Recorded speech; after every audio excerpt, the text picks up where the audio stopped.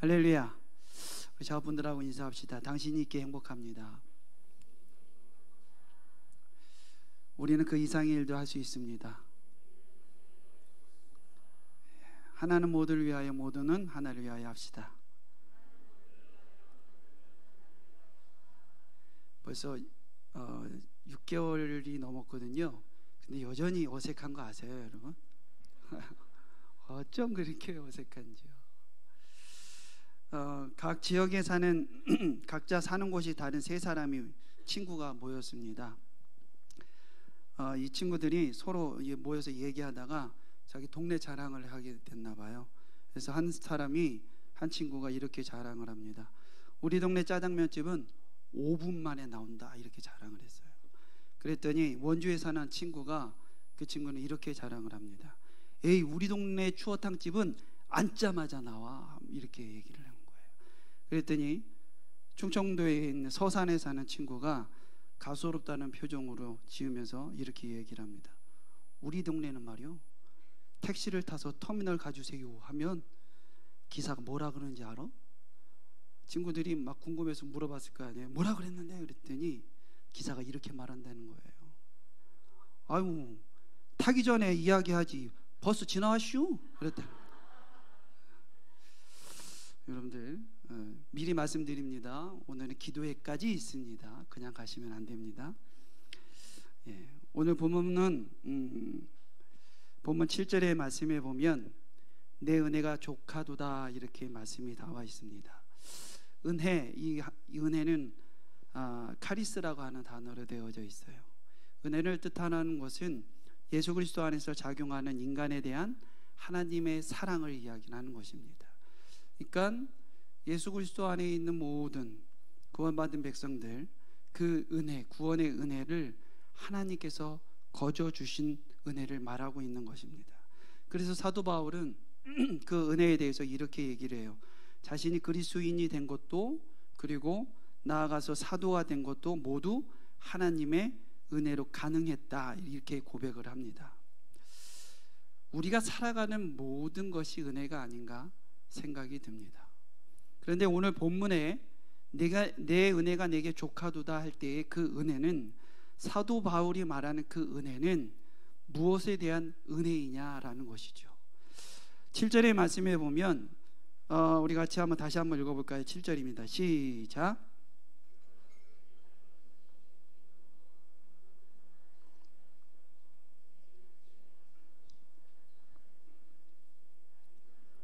너무 자만하지 않게 하려 하심이라. 네, 그렇습니다.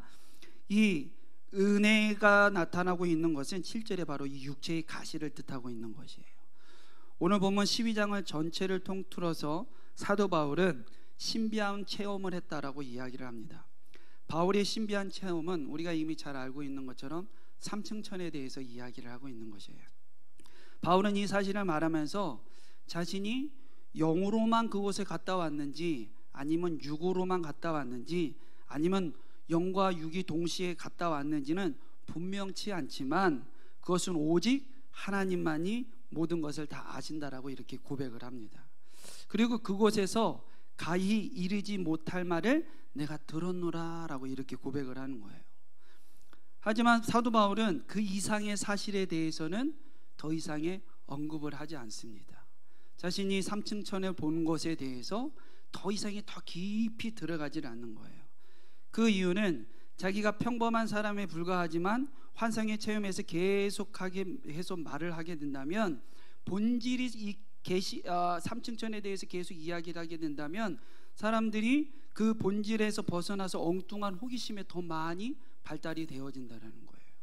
그러니까 복음에 대한 것에 대해서 더 호기심을 가져야 되는데, 복음은 제쳐두고 삼층천, 이상한 계시, 또 다른 이런 것들에 대해서 더 많은 호기심을 가질 거에 대한 것에 대해서 더 이상 나가지 않는다는 겁니다. 또 하나는 삼층천을 보고 자랑을 그만두고자 하는 것은 자기는 평범한 사람에 불과하지만 환상 체험에 대해서 계속하게서 말을 하게 된다면 고린도 지역에 있는 사람들이 이 사도 바울을 바라볼 때에 신격화시켜서 바라볼 수 있을 것이라고 하는 것을 얘기하는 거예요. 그래서 그는 고백을 합니다.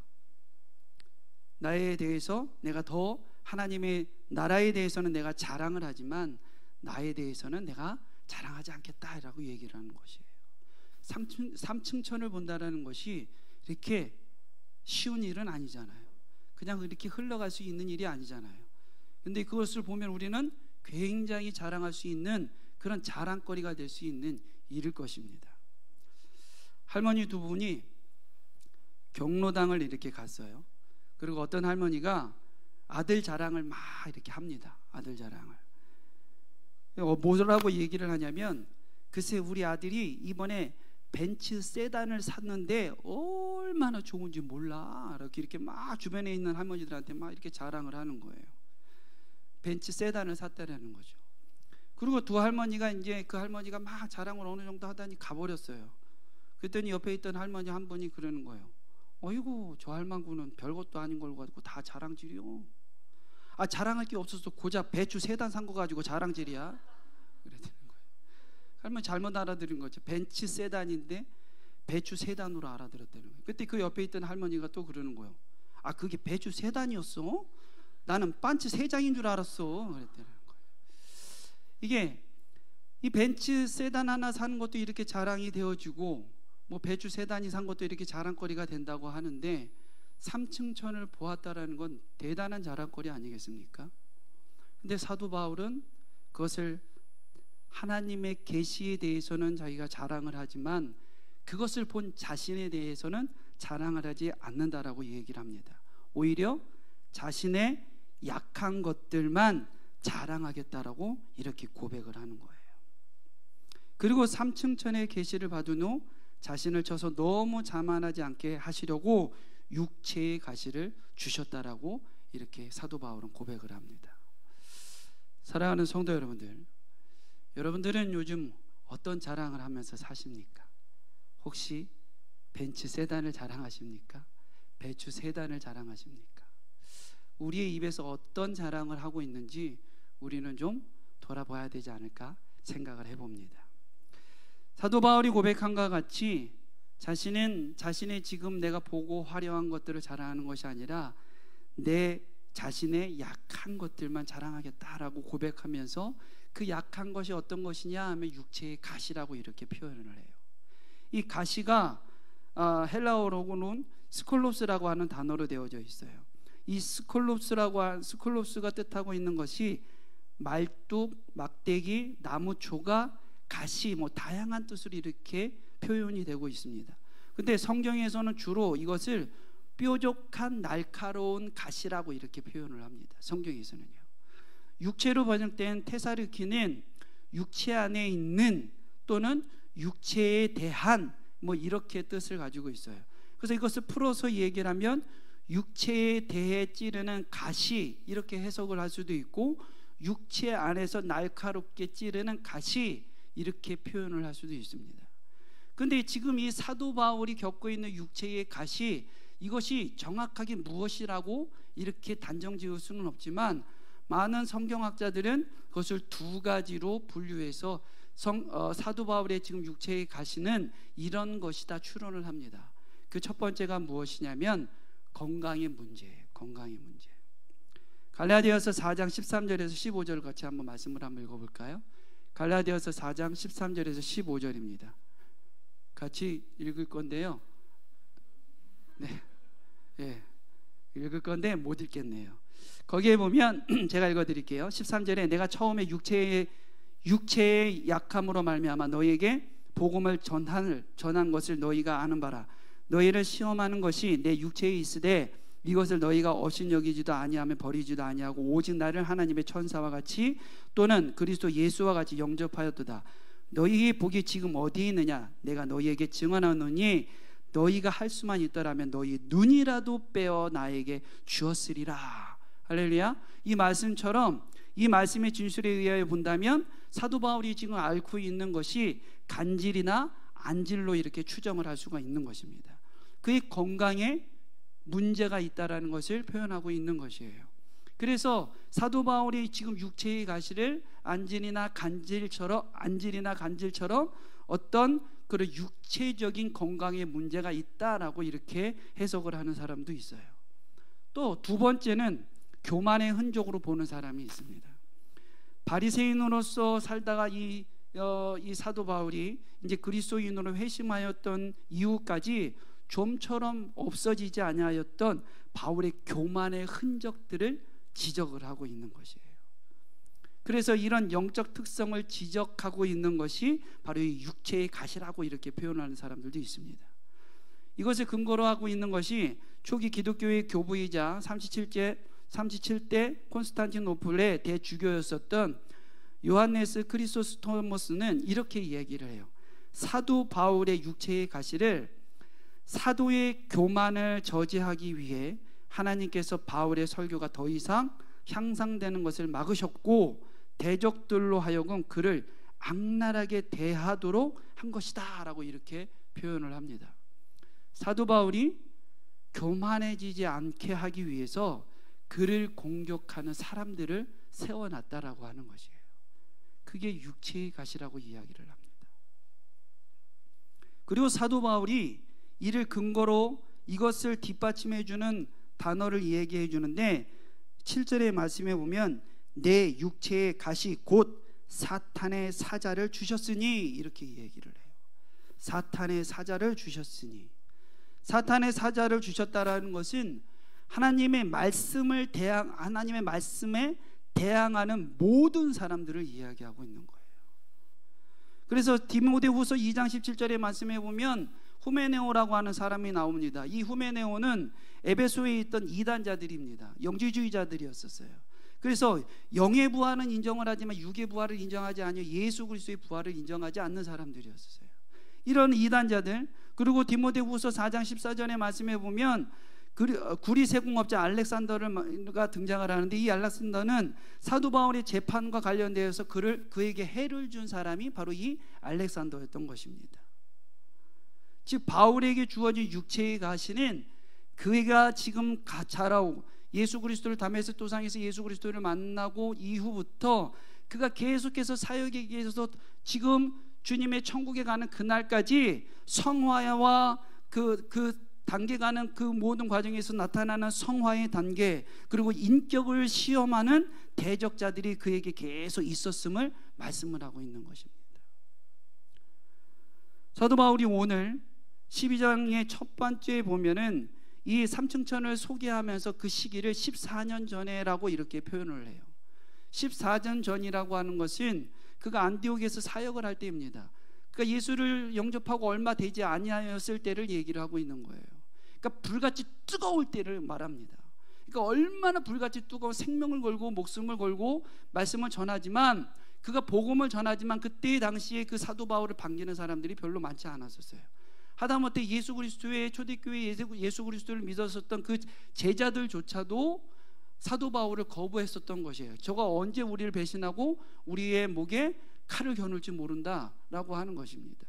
그래서 바나바의 도움으로 그들과 함께 융합할 수 있도록 도와주지 않습니까?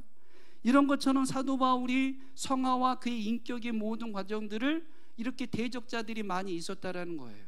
그러니까 그 사도 바울이 그 안에서 융합하지 못하고 관계에서 무너진 모든 것들을 보면서 얼마나 가슴 아팠겠느냐라는 것을 말하고 있는 것입니다.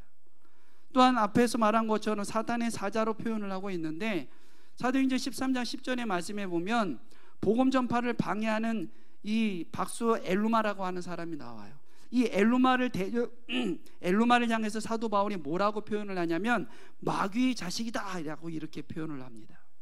그리고 데살로니가전서 2장 18절에서도 사도 바울이 데살로니가를 방문했다라고 이렇게 얘기는 하지만 그것을 막고 있었던 자가 바로 사단이었었다라고 이렇게 이야기를 합니다. 그러니까 결국은 하나님께서 바울의 교만을 방지하기 위해서 마련해 두신 인격적인 대적자들이 지금 이 사도 바울에게 있다라는 것을 말씀을 하고 있는 거예요. 사역이 순탄하지가 않은 것, 삶이 순적하지 않은 것, 이 모든 것이 지금 사도 바울의 가시라고 이야기를 하는 것입니다. 그가 가지고 있는 안질, 육체적 가시도 있겠지만 사역이 시원하게 뻥뻥 뚫려지지 않는 것, 그리고 관계가 무너진 것, 이 모든 것들이 육체의 가시라고 이야기를 하고 있는 것이에요. 여러분들에게는 어떤 육체의 가시가 있습니까? 그러므로 우리가 해야 할 것은 이 가시를 주님 앞에 온전히 내어놓는 거예요. 사도 바울은 자기의 육체의 가시가 얼마나 힘들고 아팠는지 성경에 보면은 3번이나 주님 앞에 기도했다라고 이렇게 이야기를 합니다. 그 가시가 얼마나 고통스럽고 아팠으면, 하나님, 내가 이 간질만, 이 안질만 없으면 내가 훨씬 더 활동적 있게, 훨씬 더 에너지 넘치게 하나님의 복음을 전할 수 있지 않겠습니까? 이렇게 기도하지 않았을까요? 하나님, 내가 이렇게 관계들이 무너진 것들이 있으면, 이 사람들만 없었으면 내가 훨씬 더, 하나님, 더 많은 이들에게 더 많은 에너지를 충전하여서 전할 수 있지 않겠습니까? 이렇게 목 놓아서 하나님 앞에 기도했다라고 하는 것이에요. 저의 육체의 가시는, 저는 건강입니다. 그리고 제 안에 있는 이 강한 틀이 저의 육체의 가시예요. 이렇게 멀쩡하게 잘생겼잖아요, 그렇죠? 그런데 이러다가도 면역력에 어떤 문제가 생기고 체력에 어떤 문제가 생기면 갑자기 훅 무너지는 거예요. 근데 회복 속도가 굉장히 늦어요. 그래서 하나님 앞에 얼마나 이 부분에 대해서 다시 완전한 회복을 해달라고 기도했는지 모릅니다. 왜 그러냐면, 제가 건강에 문제가 돼서 충격을 하지 못하고 사역을 하지 못하면 김도호 목사님이 너무 힘든 거예요. 혼자 새벽 예배 문 열어야 되고 차량 운행 다 해야 되지, 혼자 설교해야 되지. 그러니까 너무 죄송한 거예요. 주변에 있는 사람들이 저 한 사람으로 인해서 피해를 보는 사람들이 많이 생기는 겁니다. 그러니까 이런 문제가 생길 때마다 하나님 앞에 목 놓아서 기도를 합니다. 그런데 여전히 그 모양은 똑같아요. 참 힘듭니다. 그런데 하나님이 계속해서 그것을 통하여서 저를 더 하나님 앞에 가까이 가게 만들도록 하시더라는 것이에요. 사도 바울도 이런 고민과 이런 아픔을 가지고 주님 앞에 나와서 기도를 합니다. 그럴 때 하나님께서 사도 바울에게 응답을 내리시지 않습니까? 뭐라고 얘기합니까? 내 은혜가 내게 족하도다, 이렇게 얘기를 합니다. 하나님의 은혜가 내게 이미 족하도다, 이라고 얘기를 하고 있는 거예요. 이해가 됩니까, 여러분? 나는 지금 힘들어서 하나님 앞에 막 간구하는데, 하나님, 나 건강을 좀 지켜주세요. 하나님, 나 건강 다시 회복하게 해주세요. 옛날에 내 90kg 나갔을 때처럼 다시 좀 체력이 좀 다시 회복될 수 있게 해주세요. 내 에너지 넘쳐서 또 하나님, 내가 3시간 4시간을 찬양하고 말씀을 전하고 부흥회를 해더라도 목이 상하지 않았는데 지금 성대가 너무 잘 상해요. 하나님, 이런 모든 것들을 좀 회복시켜 주세요 라고 이렇게 기도하는데, 내 은혜가 내게 족하도다 얘기하니 무너지잖아요. 이해가 되질 않는 것 같습니다. 근데 사도 바울은 이 말씀을 듣고 그 하나님에 대한 말씀에 대한 묵상을 더 깊이 하는 거예요. 그 은혜에 대한 깊은 묵상을 합니다. 그는 로마서 8장 38절에 38절과 39절에 이렇게 고백을 합니다. 우리 같이 한번 읽어볼까요? 같이 읽겠습니다. 시작. 내가 확신하노니 사망이나 생명이나 천사들이나 권세자들이나 현재일이나 장래일이나 능력이나 높음이나 깊음이나 다른 어떤 피조물이라도 우리를 우리 주 그리스도 예수 안에 있는 하나님의 사랑 안에서 끊을 수 없으리라. 할렐루야. 그 어떤 것도 하나님의 은혜를, 하나님의 선택한 백성의 은혜를, 하나님의 구원의 은혜를 끊을 수 없다라고 하는 것이에요. 생명이나 천사들이나 권세자들이나 현재일이나 미래일이나 장래일이나 그 어떤 조건도 하나님이 나를 선택한 그 구원의 은혜를 끊을 수 없다라고 하는 것입니다. 그 은혜 하나만이라도 사도 바울은 적하도다 라고 하나님이 말씀해 주시는 것이에요.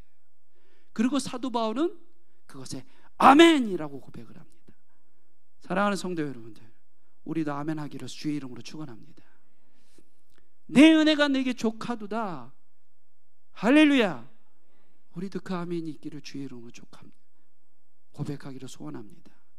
그런데 우리는 여전히 우리의 무너진 관계, 우리의 무너진 경제, 우리의 무너진 삶에서 거기에 시선이 고정되어져서 거기서 헤어나지 못하고 계속 그 안에서 머물러서 한탄하고 가슴만 치고 통곡하는 모습은 있지 않는지 우리가 좀 돌아보기를 원합니다.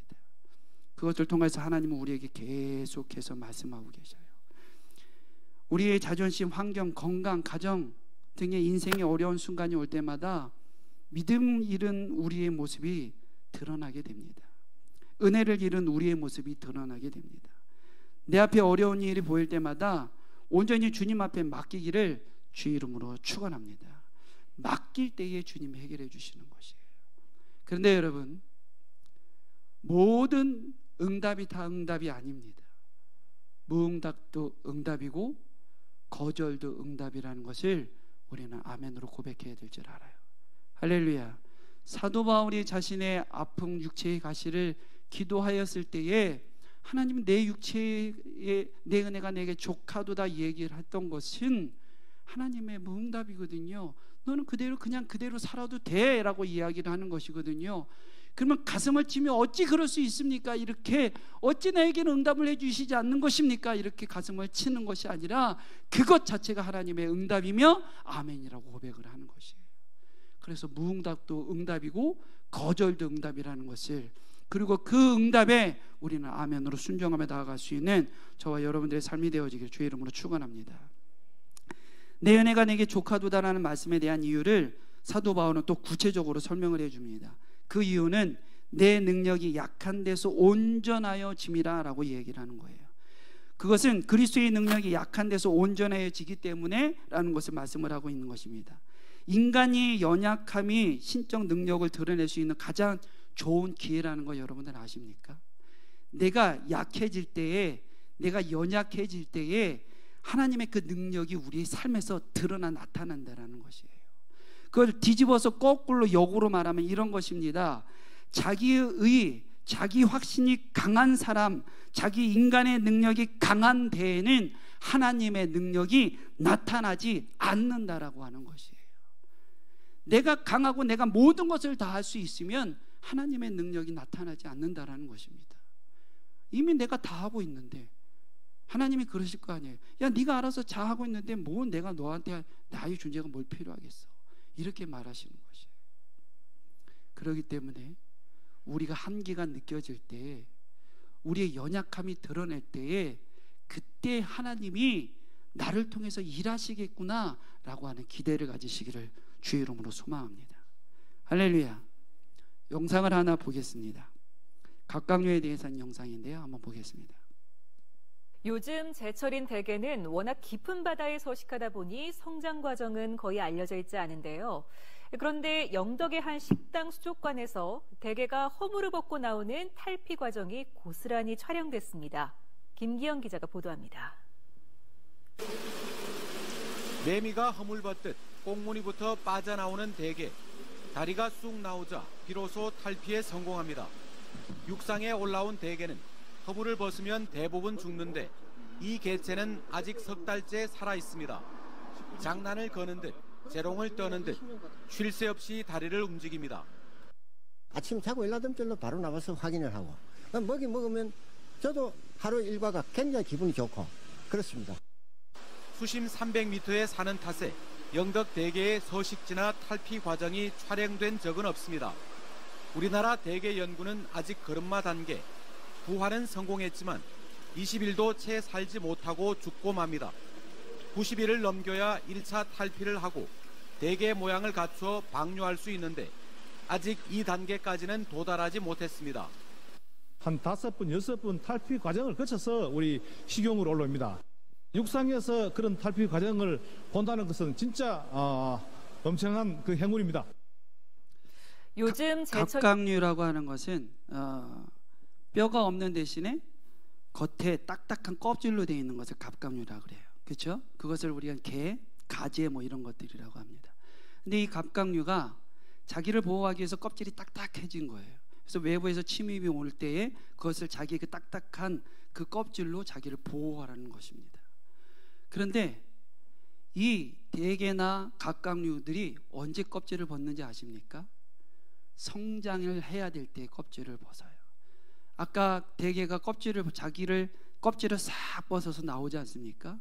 껍질을 싹 벗어서 나오면 자기의 그 부들부들한 살이 드러나는 거예요. 그리고 그 부들부들한 살이 드러날 때 비로소 자기가 점점 몸이 커지는 성장의 과정이 온다고 합니다. 그래서 아까 얘기한 것처럼 몇 차례의 탈피를 하고 그 탈피를 통해서 4-5차례의 탈피를 했을 때 성계가 된다고 하는 겁니다. 그런데 껍질에서 탈피하는 순간 개는 공격의 대상이 되는 거예요. 방어막이 아무것도 없습니다. 방어막이 아무것도 없기 때문에 그때에 공격이 들어오면 개는 그냥 속수무책으로 먹힐 수밖에 없습니다. 그러나 개는 성장을 하기 위해서는 반드시 자기의 껍질에서 탈피를 해야 되는 것이에요. 사랑하는 성도 여러분들, 오늘 우리의 모습이 그려야 될 것 같습니다. 우리가 성장을 하기 위해서는 우리가 싸고 있는 그 보호막에서 우리는 드러내야 돼요. 그리고 그때 드러냈을 때에 우리가 가장 연약한 자리에 있을 때에 하나님은 우리에게 은혜를 주시고 그런 육체의 가시가 그 연약함이 있을 때에 그것을 통하여 하나님은 우리가 더 하나님 앞에 가까이 가기를 원하는 것이에요. 우리가 육체의 가시가 없다면 하나님 앞에 이렇게 절절하게 같이 갈 수 있을까요? 이렇게 목 놓아서 하나님 앞에 울부짖으면서 하나님 앞에 기도할 수 있을까요?